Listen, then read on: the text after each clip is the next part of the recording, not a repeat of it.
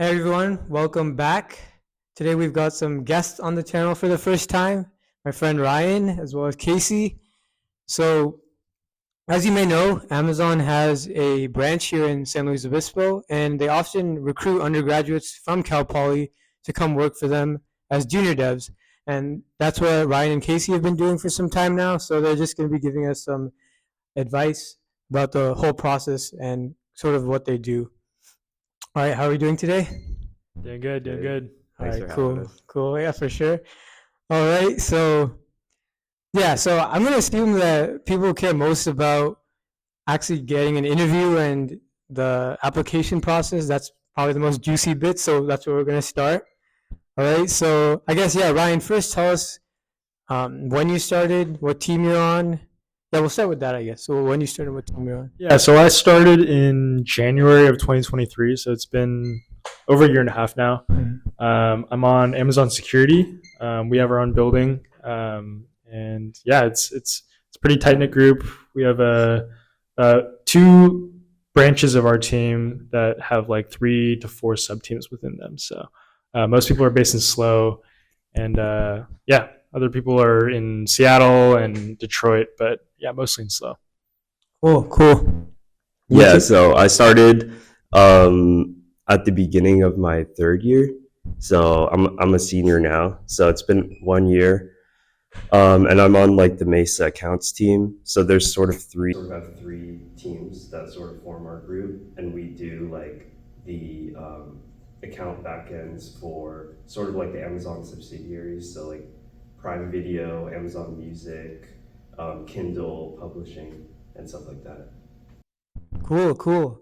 All right, so yeah, now tell us about the application and interview process. I guess starting with how you actually may have stood out in the application process, how the interview process was, how many rounds, like what kind of stuff they asked, and then follow-ups maybe a bit. Yeah, so I guess I can speak to my experience a little bit. I first applied online, just cold apply, nothing going for me there. But Cal Poly also has a computing career fair every fall. Happens in October, maybe like the third week of school. And Amazon shows up every year. They send their representatives there. They're actively recruiting junior devs. So I took it as an opportunity to go put myself out there. And yeah, I went and I talked to actually someone who is on my team, and gave my pitch and gave my resume, and just talked about myself. And eventually they got back to me, got an interview. And the interview is basically you have one phone screen, and after the phone screen, if you pass that, you'll go into the final round, which is what they call like a coding loop. And for that, you'll have either 3 or 4 interviews back to back to back to back. And yeah, so for me, I had the phone screen maybe a couple weeks later. The interviews generally are a mix of like behavioral and technical questions. So my phone screen involved like I think 2 to 3 behavioral like questions, like tell me a time when, and then also they asked me some technical like conceptual questions, and then lastly we finished off with a coding question. Casey, I can pass you. Yeah. See if it was any different. Yeah. So for my loop, I guess I can talk about how I got the interview. But it was sort of interesting. So I had applied like my freshman year, sophomore year, online, and I hadn't heard anything back. But I do remember going to the career fair my freshman year and dropping off my resume at the Amazon booth. And I actually ended up hearing back like in the spring of my sophomore year. So it was like a really sort of long period, but they sort of held on to my resume and then eventually like got to it. So definitely like they always have a long line at the career fair, but if you can, you should at least like drop off your resume. I think you like fill out a card with your email too. Because yeah, it worked out for me. And then yeah, it was the same thing. So there's the phone screen at first. That was literally just like one technical question. And then after, it was the interview loop with 4. So I had 4 interviews, like 45 minutes back to back. And then I think you might have like a little 15-minute break in the middle. So it ends up being like 3 hours and 15 minutes. Okay, wow. Which or 2 hours. I don't know. Do the math. Yeah. But yeah. but now I think they've cut it down. They've cut it down to like 3, so it's not as bad now. I will say, I think it also depends on what org that you're, Okay. interviewing for. I think in general it is supposed to be 3 now, but I know Amazon Security continues to do the 4 interviews, so that might be an Yeah. indication that you're interviewing for them. But I know it sounds intimidating, 4 interviews back to back to back. I definitely was intimidated, but you know, you after the first interview, your comms kind of settle in, Mm. and you kind of just run with it, and boom, like 3 hours pass and you're done. So Cool, cool. Well, yeah, thanks for sharing that. Two things there. First, as Ryan mentioned, the career fair. I actually have a video on tips and tricks for the Cal Poly career fair, so go check that out. Also, for what Casey was saying, right? That's really a testament that you shouldn't get discouraged. If you don't hear back immediately, and dropping off your resume and having a chat with a recruiter is always worth it. So don't be discouraged if you don't hear back right away.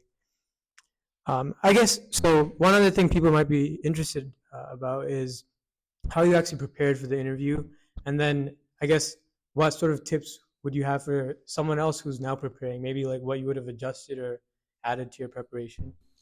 yeah, it's I think the classic route to go is just grind lead code problems. Amazon actually, I think in their interview email, they tell you to study certain topics, and they'll actually, I think they listed some like HackerRank problems that you could do as well. So I practiced that as well. But I'd say the biggest, or probably the most helpful thing for me when I was practicing coding problems was actually verbalizing my coding problems and just talking through them, even if it was just to myself. And then I also, would have my friend come over, and we'd practice problems together, and I'd do like a mock interview type thing where he would be the one asking questions, and then I would walk through my process of solving the problem, and just really just getting my thoughts out there, because I think one of the most important things is that the interviewer wants to know like what your thought process is, and how you think about a problem, not necessarily about just getting the problem right. So that was definitely a big thing. Yeah. Yeah, no, everything you said was right. Like during my interview, I would always talk about the problem, solve it, almost like solve it first before you like code.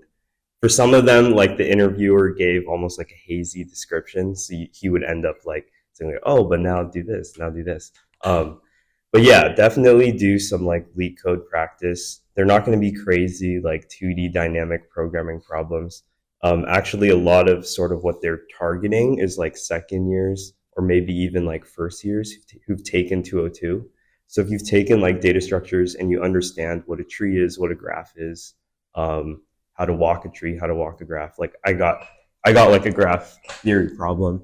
Um, if you understand like hash maps, all these things, these are all good. And that's really all you need. Also I will say like for the interview, you should try to, at least for me, I had like 45 minutes. I would say try to finish up the coding in like the first 30.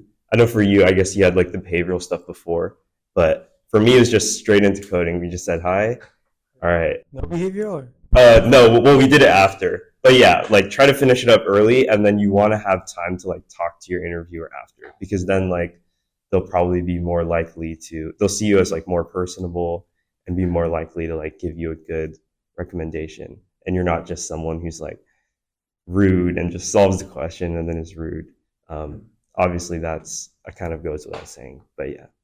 Yeah, and to add to that, actually, beyond the coding, there are, like we said, the behavioral questions, and Amazon really actually puts a lot of weight into that too, because there's things called Amazon leadership principles, and that's kind of their baseline to see like where you are personality wise, and just like your character. They're publicly available. They're like 15, 16 of them, and a lot of people will kind of frame their behavioral responses around some of those principles. So things like taking ownership over things, um, being the Earth's best employer, like customer obsession. That those are all like very like cliche Amazon like sayings and principles, but it goes a long way because they want to see that um, you know, you have, outside of your technical experience and your ability to solve problems, you have those like character traits as well. For sure, for sure. So, yeah, writing lead code, as often as the case, is essential for these technical interviews. I guess for behavioral, did you guys practice that at all, or How was it? how was that? I definitely practice that. You know, a good way to do that is, get a list of your experiences down and then break them down into smaller parts that you can talk about that fit into like a principle. So, they'll ask like, tell me a time when you did this, when you overcame this, and you can kind of fit those types of questions into these like qualities that you have, and you can talk about multiple experiences or the same experiences for different types of questions because you're showing different qualities and traits during those as well. So I definitely prepared for that. And just like it's hard to talk about yourself. I think it's something that I Right, struggle right. with in interviews. But writing it all out and really like you know putting it out there and just investing it that way is really helpful. Anything? Yeah. Yeah, so I guess I didn't practice the behavioral part too much. But I definitely like wouldn't like I would still recommend doing that. One thing I did do was like make sure sort of like imagine what they would ask me and then make sure I like had a response. So I don't know, you could sort of imagine like they might ask you about like a project on your resume. And they did one of my interviewers and I was able to give sort of like a well formed response like, oh yeah, I did this and then he found it pretty impressive and that was cool. Or sort of just like tell me about yourself, or questions like, yeah, tell me about a time when you and a teammate in school had a disagreement or a deadline was coming up, and what did you do about that? Like, I think that was literally a question that I sort of imagined myself receiving and then got like Yeah. in the interview. So yeah, just things about that, things about like working with other people. Any company is likely to ask you about. So it's good to just sort of like you don't have to can a response, and I think like if you do that, they'll sort of notice. But you should at least have an think of like a scenario that in the future you can like refer to. Yeah. Right, right. So yeah, like Ryan and Casey were saying, it's very useful to have some anecdotes in mind, but you also want to come across as natural. So, I would say don't try to memorize every single thing word for word. And like Ryan was also pointing out, the leadership principles are something I guess they want you to integrate in or see in some of your responses. So make sure that like you're somewhat familiar with those as well.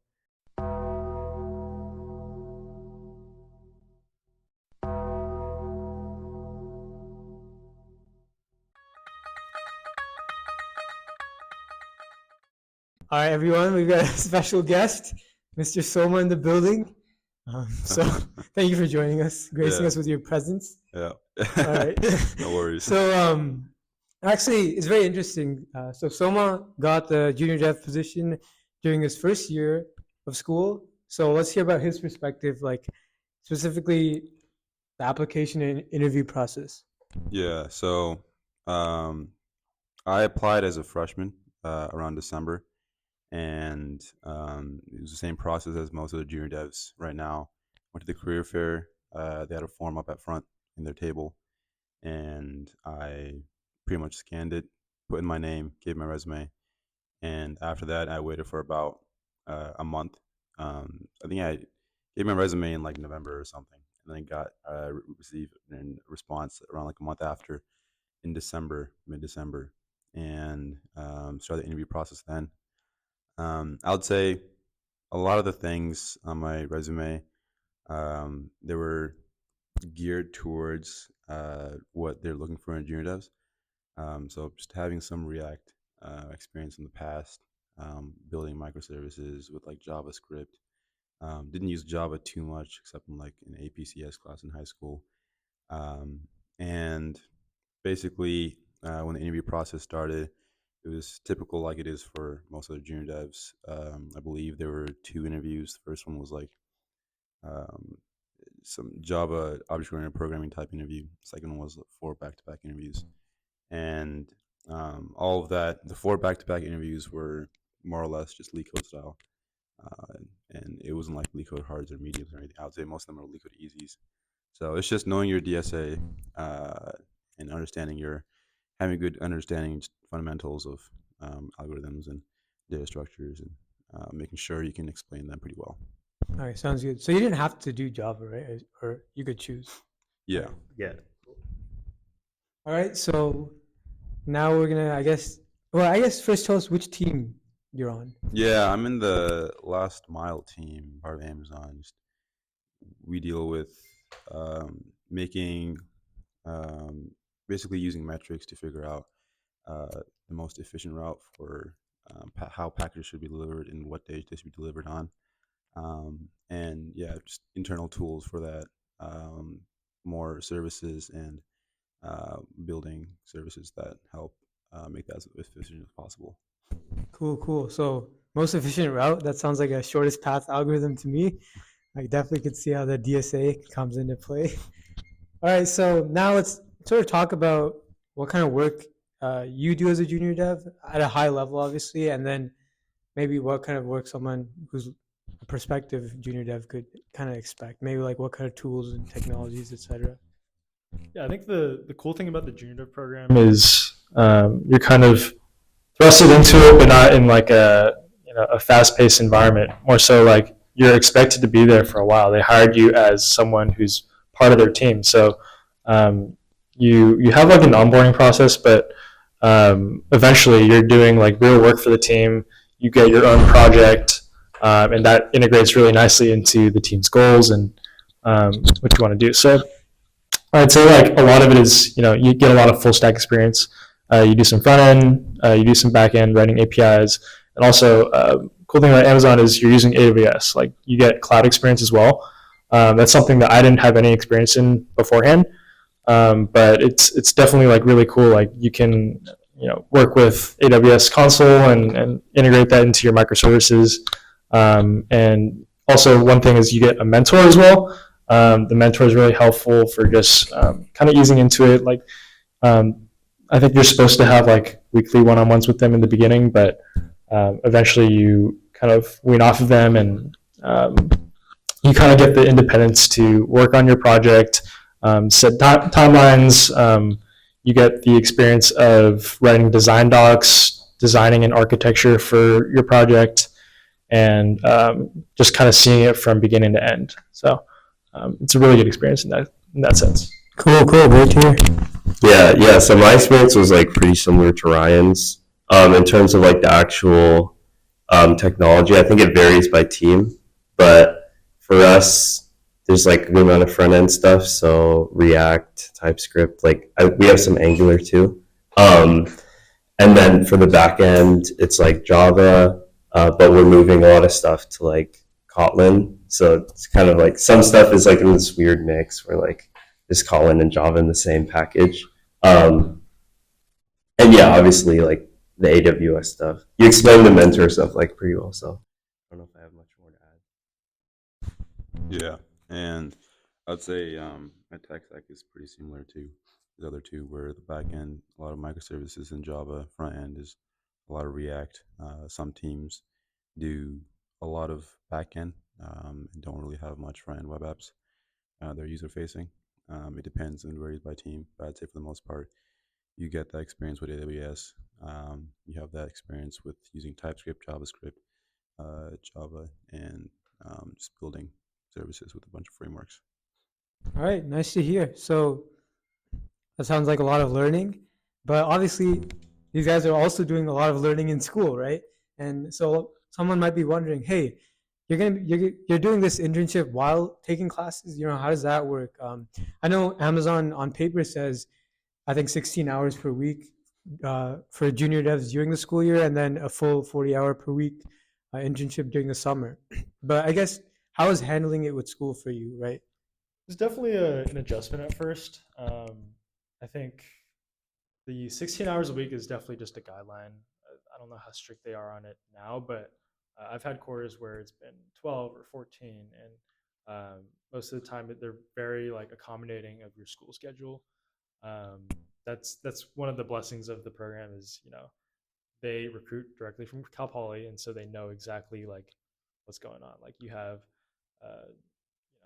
midterms coming up, and finals and whatnot. So most of the people, like, it's up to your manager and your mentor as well, but most of the time it's very flexible in terms of um, you have a quarter where you're taking a little bit more classes and more units, so you can adjust your schedule accordingly. But generally, good practice to kind of stay around that 16 hours, but it can definitely fluctuate a little bit too. So um, I would say they provide a good support system.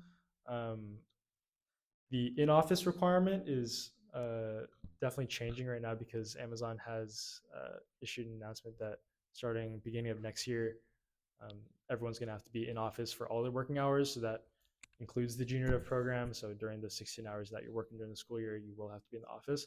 But during my time here and in my experience, like work from home has been a little bit flexible. You can have like I think 10 out of your 16 hours work from home, which is or sorry, 10 out of your 16 hours have to be in the office. 6 can be work from home, um, which has been helpful when in times where like you have to run to campus back to the office, and that sometimes that's just not realistic. So some shifts you'll take at home, which is nice.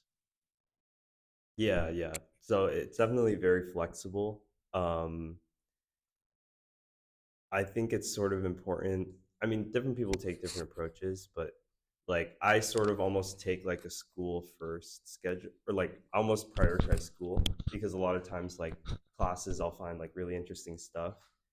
So I will like schedule my classes and then like fit in my work schedule, and that's perfectly fine. I know some people who take like almost like a work first approach, where they want to do their best work at Amazon, and then the classes are sort of like they're just there, they want to finish their degree and then graduate, and then hopefully get a full-time offer. So like some people will not have class, specifically not have class on like Tuesdays and Thursdays, and then they'll just work full days, once on Tuesday, once on Thursday, and then that's their 16 hours for the week. So I actually did that like for one quarter. That's pretty common. Um, but yeah, it's pretty flexible. And like it obviously, I'm sure it depends on who your manager is, but I think all the managers understand that like we're all students, we all have classes, and I will say that for my unit counts, like I think once I started working, it definitely like went down a little bit just to fit everything into my schedule. Like before, I was always set on like, yeah, like I'm taking 16 hours or 16 units like per quarter. Um, there's not really like reason to take less. But then now, I think once I started working, there are a few that I've done like 14 or like 15 with some like odd unit counts, um, just to like fit in work, which is fine. But if if you want to graduate on time and you have to have like a 16 or even 20 unit quarters, like it might be hard, if you want to fit everything in a specific time Yeah, and following up with what Casey said, I would say that it's definitely hard to get the classes you want in school, um, so that you could kind of mix work and also school together in a way where it's just not too hectic. I'd say sometimes I find myself just working in like uh, not really odd hours, but like either really early or a little bit late into the evening, like 6:30. And I would say it's not really abnormal or anything, but with school, I think a lot of people, especially at Cal Poly, the way registration works here, especially with whenever you're further through with your progress, right, with your degree, the better registration time you get in that quarter, it makes it hard for you to be able to fit work or school around work. So you got to be able to fit work around school and find times that work best for you. Yeah, but other than that, I'd say that generally trying to balance the two out is it can be like a bit hectic at times, but I'd say as long as you're planning well ahead and have like a good idea and understanding with your like your manager, your teammates, etc., and Amazon, sort of what you're doing at school and what your schedule's looking like when you have exams, when you have midterms, when you're too busy to work on a project, then just stay on top of your communication. It makes it a lot easier and a lot better and manageable. Yeah, to add to Casey and Soma, I think also, yeah, like I would say school is first when it comes to this too. Um, the like I say I think work will always like be there, and um, like some people have like Slack and like email on their phone. I try to keep it off because um, outside of working hours, like you're not expected to work at all. Like you're not getting paid for it, so you shouldn't work. And if that's always a concern, then yeah, like talk to your manager, talk to your mentor. Um, always, they're always there to like find a way to make your life with work fit into school. Like it shouldn't be the other way around. So Kind of wrapping up now. This time we'll start with Soma. So a lot of junior devs I've seen, well, most of them tend to get a full-time conversion offer. So can you speak a bit about that? Yeah, so internally, there is a path towards getting a full time offer. And I'd say most of it surrounds your ability to meet the expectations to be a full time software engineer. And we have a certain set of steps that you should take. And basically, you start out as a junior dev, and like me personally, as a freshman, I didn't really know that much about like working a team, sort of the software development process and cycle. And so when I started, I was given like small features to work on, and that's generally not obviously where you want to be once you get a full time offer, because that's not enough by itself to get you one. But um, I think you start to get more bigger and bigger features, and then at one point you'll probably get your own sort of mini project. And I think your ability to sort of drive through that um, pathway to finishing that project, and also just proving that you're able to finish everything from the communication, the planning, the design, um, to the actual implementation. As long as you're able to get that all down and prove that you can work as a full time and be autonomous, then you're basically in a good place to become a full time SDE once in like will depend, and like it also depends like person by person how long this takes. As far as I've seen, some people finish it within like a year, and some people like are able to get those full time offers within like 2 years. It varies a lot, person to person. Hmm. Yeah, so definitely the biggest thing is like having a project that you're able to like work on from end to end. I know for like on my set of teams, that's sort of like what they look at. And in terms of like the actual logistics around getting the offer, I know that you're sort of expected to be a junior dev for like at least a year. I know this was a thing for me because I actually started my third year, right? And I was on track to graduate a year early. So just like graduate after 3 years.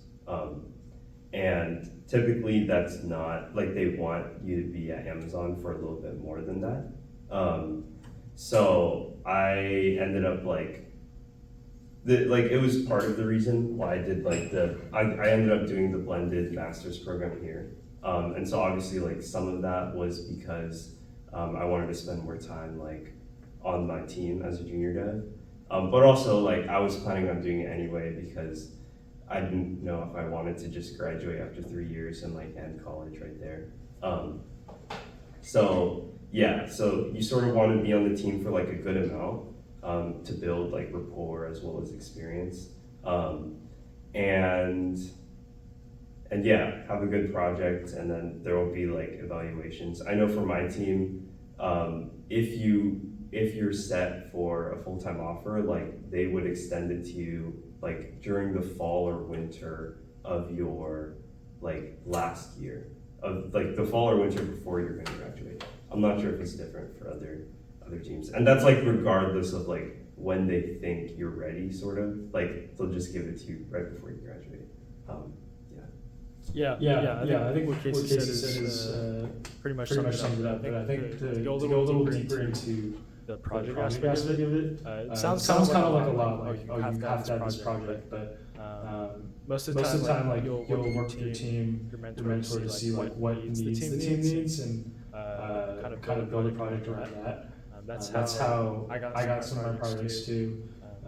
Kind of Kind of just just not that I not that I wasn't was given the given the project, project, but but you'll you'll definitely work definitely with work team with team members in members order in to order have to that have that project, and project, and it's not it's not something that something you that can you just can come just up come with up with on on your your own. own. Then Then also also with the with the transition to transition full to full time, time, I I think think Amazon does a good job, or or at at least least the the junior junior program does a good job of kind of easing you easing into you into that. that. We We have have these these like like this this matrix for the matrix for the junior junior position position where you where you have have three different three different stages. So you stages. So start you at the start at stage stage one, one, and then it goes then to it goes two to and two and three, three, and and you'll do you'll like do like biannual biannual performance performance reviews, reviews, and that'll and kind of that'll like kind of get like you get from you from stage to stage to stage. And there's stage. a And bunch there's a of bunch of guidelines guidelines saying like these are like the these are the skills that you're skills that you're showing and the showing and the qualities that you qualities that you have to have get to get from like from like stage one to stage one two to and two two to to three. three. So like So like generally like generally, that's kind of like a kind of like a good good basis to go basis to off go of off of and and seeing where seeing you're where at. you're But at. But I think I the think the transition to transition full to full time time is is a gradual gradual process, and process, and it's one one that's that's not like a not like a super big super big jump, jump, and you end you up end like up getting like a lot getting of a lot of support support and and kind of just kind of just easing into easing it. into it.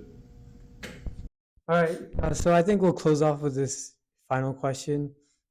Now that we're all fourth years, right? Looking back on your time at Cal Poly and Amazon as well, if you could go back and tell yourself one thing, whether it be Cal Poly related or Amazon related, I know this is very broad, right?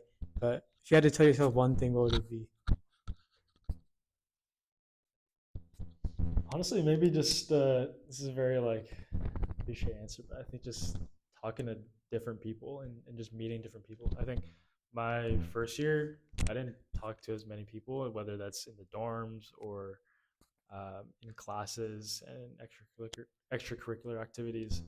I think over the years, I've definitely gotten to like learn about a lot of different perspectives, and that kind of just helps you just kind of form like who you want to be as a person. Because like in college, you're just like that's your job. Like you're figuring out like what you want to do, who the people you want to surround yourself with are, and I think just talking to different people and having different types of friends and all that stuff is really important because it really just broadens your perspectives and you get to experience a ton of different things. So like I've I've learned a lot of different things about different people, and I've got to experience things that I haven't done before. So I think that's important.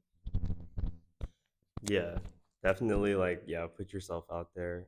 I know when I first like started college, that was something that I sort of made as a goal for myself. Um, and yeah, I would say generally just like put effort into things, like try whether it be your classes or um, advancing your career. Like the computing career fair, a lot of people will say it's not worth it. Um, like it's a bloodbath in there. There's so many people, but at the end of the day, like you should still go out. Why not? Worked out for me.